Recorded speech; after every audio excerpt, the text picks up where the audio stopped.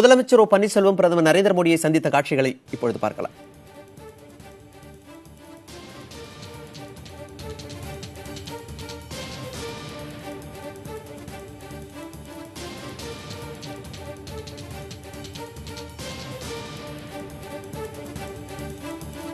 வர்தா புயலால் பாதிக்கப்பட்ட தமிழகத்திற்கு 22,000 கோடி நிவாரணம் வேண்டும் என்கிற உள்ளிட்ட கோரிக்கைகளை அவர் பிரதமரிடம் வழங்கினார்.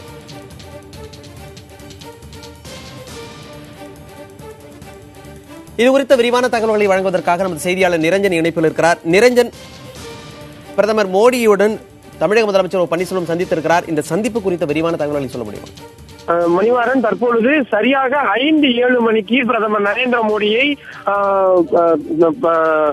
தமிழக முதல்வர் பன்னீர்செல்வம் சந்தித்திருக்கின்றார். சரியாக இந்த சந்திப்பானது அரை மணி நேரம் நடந்திருக்கின்றது. இந்த சந்திப்பின் பொழுது என்னென்ன மாதிரியான தேவைகள் இருக்கிறது, தமிழகத்திற்கான தேவைகள் என்ன, இந்த வர்தா புயலினால் எந்த அளவிற்கு பாதிப்பு ஏற்பட்டிருக்கிறது உள்ளிட்டவற்றை மனுவாக, அதாவது மெமரண்டம் என்று சொல்வார்கள், ஒரு மனுவாக, கோரிக்கை மனுவாக அவர் தற்பொழுது பிரதமர் நரேந்திர மோடியிடம் வழங்கி இருக்கின்றார். அந்த கோரிக்கை மனுவில் என்னென்ன மாதிரியான விஷயங்கள் குறிப்பிடப்பட்டிருக்கிறது உள்ளிட்ட விவரங்கள் இன்னும் சற்று நேரத்தில் தமிழக அரசின் சார்பாக நமது கைகளுக்கு கொடுக்கப்படும். தற்பொழுது அவர் இந்த பிரதமரின் அதிகாரப்பூர்வ அலுவலகத்திலிருந்து இன்னும் சற்று நேரத்தில் அவர் கிளம்பி தற்பொழுது தமிழக இல்லத்திற்கு செல்லவிருக்கின்றார். அங்கு செய்தியாளர்களை சந்திப்பதற்கான வாய்ப்பு அதிகமாக இருக்கிறது. அவரிடம் நாம் நேரடியாகவே கேட்க முடிந்தது, எங்களுக்கு பத்திரிகையாளர்களை சந்திப்பதற்கான நேரங்களை ஒதுக்குங்கள் என்று கூறியிருந்தோம். அவர் பிரதமரை சந்தித்த பின்னர் நான் அந்த சந்திப்பின் முக்கிய அம்சங்கள் குறித்து நான் உங்களிடம் கலந்தாலோசிக்கிறேன் என்று உறுதியளித்திருக்கின்றார். அதற்காக தற்பொழுது தமிழகத்தின் அதிகாரப்பூர்வ அரசு இல்லத்தில் தற்பொழுது ஏற்பாடுகள் மேற்கொள்ளப்பட்டு வருகின்றது. இந்த தற்பொழுது கிடைத்திருக்கக்கூடிய தகவலின்படி 22,000 கோடி ரூபாய் அளவிற்கு இழப்பீடு ஏற்பட்டிருப்பதாகவும் அதனை உடனடியாக மத்திய அரசு தமிழகத்திற்கு வழங்க வேண்டும் என்ற அந்த மிக முக்கியமான கோரிக்கையும் வழங்கப்பட்டிருக்கின்றது. அதே போல நேற்றைய தினம் மூத்த அமைச்சர்களுடன் முதல்வர் பன்னீர்செல்வம் நடத்திய ஆலோசனையின்படி தமிழகத்தின் முன்னாள் மறைந்த முதல்வர் செல்வி ஜெயலலிதா அவர்களுக்கு நாடாளுமன்ற வளாகத்தில் வெண்கல சிலை அமைக்கப்பட வேண்டும் என்ற கோரிக்கையும் தற்பொழுது வலியுறுத்தப்பட்டிருக்கின்றது.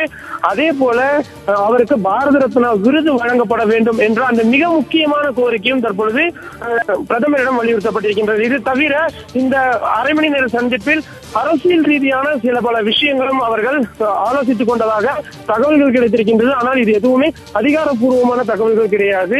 தற்பொழுது தமிழகத்தில் இருக்கக்கூடிய அரசியல் சார்ந்த நிலை என்ன என்பது தொடர்பாக பன்னீர்செல்வத்திடம் மட்டும் அவர் தனியாக ஒரு 5 நிமிடம் உரையாடி இருப்பதாக தற்பொழுது தகவல் கிடைத்திருக்கின்றது.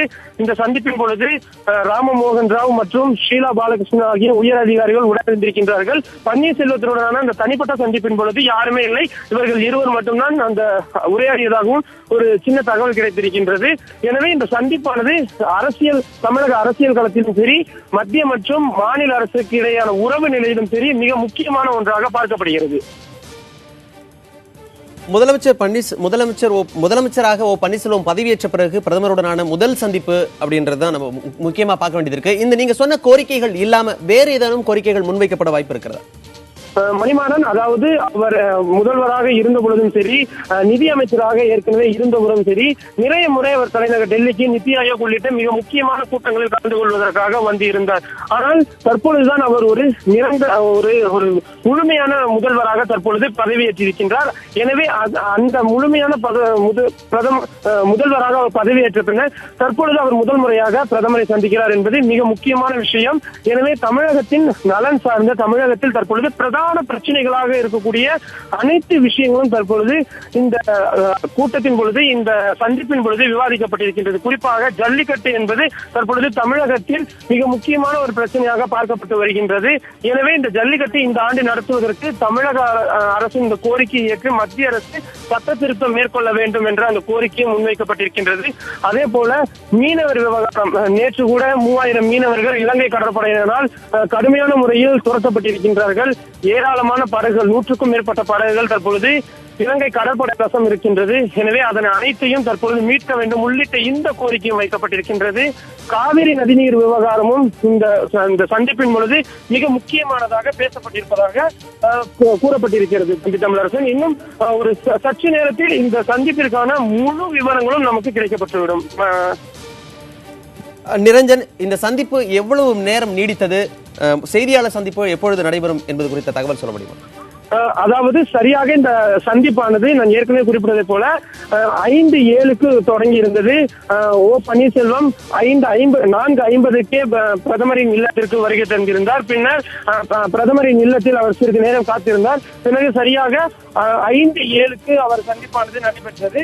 இதனை தொடர்ந்து தற்பொழுது கிட்டத்தட்ட அரை மணி நேரமானது இந்த சந்திப்பானது நிகழ்ந்திருக்கின்றது.